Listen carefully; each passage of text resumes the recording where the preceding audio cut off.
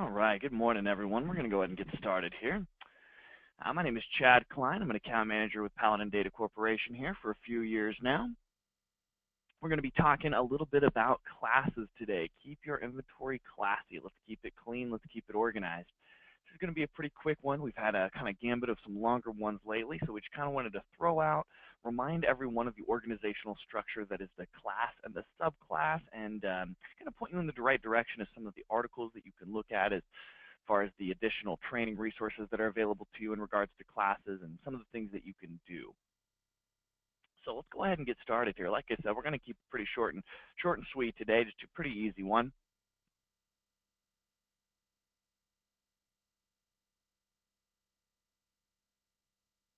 All right, so the goals of this presentation here, we're going to go over the goals. We're going to talk about classes and subclasses, the benefits of assigning some classifications, and then some of the corresponding articles of how to do some of those things. So the goals that I want you guys to go and kind of walk away with here is a better understanding of the benefits of assigning classes in Paladin, kind of the different ways that we can use them, some of the ways that we can use them to improve efficiencies, reporting. There's some cool stuff that we can do by kind of putting in items into a class and then getting a report about that class of items. We can do a little bit more organization so we can compare performance on certain groups of items with other groups of items and make some informed decisions from there. So to set up classification in Paladin, you got to go up to the File menu, select Setup, and then click the Class tab. Obviously, you need the correct permissions in order to go into background of Paladin, or else you won't be able to do that. Now, I will say that adding classes, subclasses, and departments, kind of a finicky little thing here, those things will sometimes show up. Let's say sometimes you're going and you add a supplier or a class or something, and you try to add that to an item immediately afterwards, and it's not there. It's okay, just restart Paladin. Some of those things take a restart of Paladin in order to make legitimate in Paladin system, and then you can go ahead and go into the item, find your class, and add it there. Occasionally, it'll just kind of add it there without you having to restart, but many times you do have to restart Paladin. You don't have to restart all the computers or terminals or anything, just that one specifically. Just exit out of it, open it back up again. It should be there. Now you can have 3 classifications per SKU. You can have 3 subclassifications per SKU. You do this in the inventory module. You can go in there to the General tab, and you can define that. Now, keep in mind that your class 1 is defined by your suppliers and wholesalers. So if you have a EDI connection with one of your suppliers, you want to be very careful that you do not replace their class with your class. Go ahead and use your class, of course, but just put it in the class 2 or class 3 field. Because if you put it in the class 1 field, next time you process an EDI file, they will replace your class with whatever class, with their class essentially, with whatever the class that they think the item should be in. Unless, of course, you hit that little padlock. But there's some good reasons why we want to use the supplier's class, and we have spots for 3 of them. So there's no reason that we can't use both. So just keep in mind that when adding a class or subclass to an item from an EDI supplier, it was a good idea to use class 2 and 3, and really not even just an EDI supplier, but any supplier, as a lot of times if we load a catalog for you or something like that, the class 1 field will already be taken up, kind of regardless of EDI, from your supplier. Now, if you change it to something else, there's no EDI, so it'll never be automatically overwritten and changed, but it's never a bad thing to have the supplier's identifying kind of organizational structure on the item.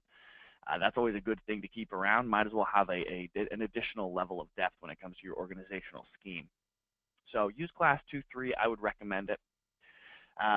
You can also change classes in a batch using Excel. That would be import-export feature. We've created some pretty cool webinars on how to do that stuff and good knowledge base articles. So if you're interested in that, call us. We'll kind of walk you through it, or look at some of the resources that are available to you on the knowledge base and the webinars. You should have some good stuff there.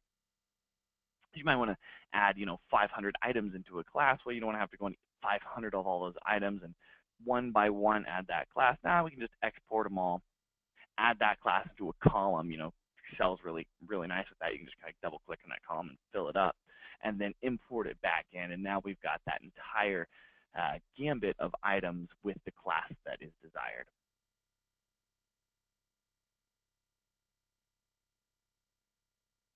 Okay, so some of the benefits here, obviously organization, just knowing what class, what or subclass this item is in. So there's benefit number one. Promotions by class and subclass.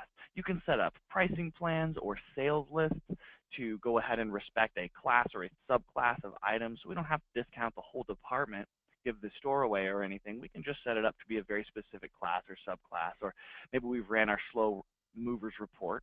We found everything with an ROI under 300%. And we've taken all of those items, or at least the ones that we want to get rid of, and put them in a bargain bin up front. Well, how are sales on those items? It's very difficult to do that, and maybe we can go through it one by one of those items. Well, no. Just when you move that item over there, use class 2 or 3 and create a bargain bin class or subclass. Add it to that item, all those items that you put in there, and then later on, a week or two later, when you're wondering, hey, how's that old bargain bin doing, trying to get rid of these items and clean up some floor space, you can go ahead and run a sales report against that class or subclass, a transaction report, however you want, item sold report, and then you can go ahead and see how the bargain bin's doing. Or for like holiday items, if we have, let's say we order a bunch of candy. I was in a store in Warsaw, Kentucky, probably a year and a half, 2 years ago, and these guys, come Halloween, they have a huge gambit of candy, just so much candy that they have going on. It's a hardware store, and they just become a candy store right over Halloween and for some of the holidays. Well, when it comes to ordering that next year, what they do is they put all of the items, all of those candy items, into a class or a subclass, and then they can go ahead and run their reports next year when they want to order those items based off of that class or subclass of candy, and they can go ahead and see what they order. The item sold report also now has the ability to turn it directly into a purchase order, which is pretty cool. So you can kind of run a item sold report against a class of items over a selected period of time and then turn that directly into a purchase order, which is kind of rad. So better reporting. Faster ordering, kind of talked about that already, with just adding those items to certain groups, so you can just turn around and order that class or subclass again. Okay, so you can do kind of some cool things with the classes. You can do enable signature required, and I've linked for all these little things here. I've linked the corresponding how-to article in the next slide. So there'll be another slide here in a second that'll show you kind of the step-by-step processes of how to do these things. But you can enable the signature required. Enable signature required is saying, if when this item is sold, we need to collect a signature.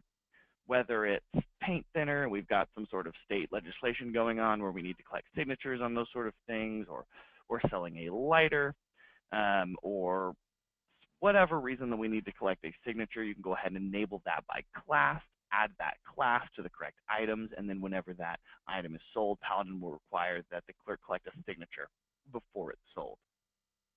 Same thing with receipt text. You can go into Paladin and say, enable this receipt text when this class is sold. So when a certain class of items gets sold, there's an additional message on the customer's receipt when they leave the building. Perhaps that item is dangerous or needs to be handled in a certain way or goes well with a certain item or something like that. You can say, enable this receipt text when this item in this class is sold.